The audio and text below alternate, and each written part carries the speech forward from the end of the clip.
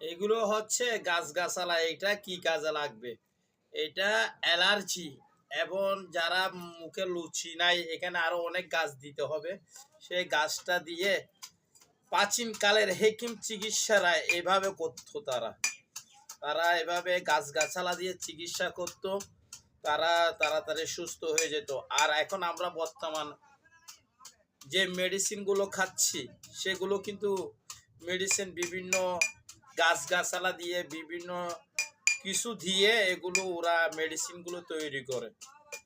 মেডিসিনের উপাদান হচ্ছে কাঁচা মাল থেকে। আমরা যে ওষুধগুলো বিভিন্ন সময় খাই, সেগুলো হচ্ছে সব এইসব গাছগাছালা কাঁচা মালকে শুকনো করে চূর্ণ করে তারপর বিভিন্ন কেমিক্যাল দিয়ে ওষুধ ওষুধ উৎপাদন করে এগুলো বাজারজাত করে।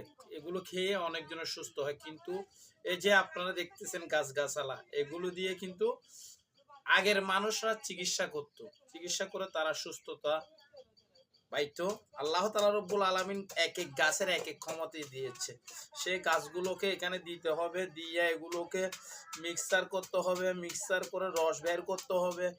এক এক জিনিসের এক এক জিনিস দিয়ে এই ওষুধগুলো তৈরি করা হয়। এগুলো খেলে অনেকজনের সুস্থতা লাভ পায় এবং ভালো হয়ে যায়, তাড়াতাড়ি ভালো হয়ে যায়। এগুলো হচ্ছে আপনারা গাছগুলো চিনতে হবে কোন গাছের কি ক্ষমতা। আল্লাহ তাআলা রব্বুল আলামিন গাছ এমনি এমনি পয়দা করে নাই। আল্লাহ তাআলা রব্বুল আলামিন এক এক গাছের ভিতরে এক এক গুণ দিয়েছে। এই লতা পাতাগুলো আমরা দেখতেছি, এগুলো লতা পাতা অগছন, এগুলো এমনি আমাদের আশেপাশে সব জায়গাতে এসব গাছগুলো থাকে। কিন্তু এই গাছটা দিয়ে কি উপকারিতা সেটা জানতে হবে।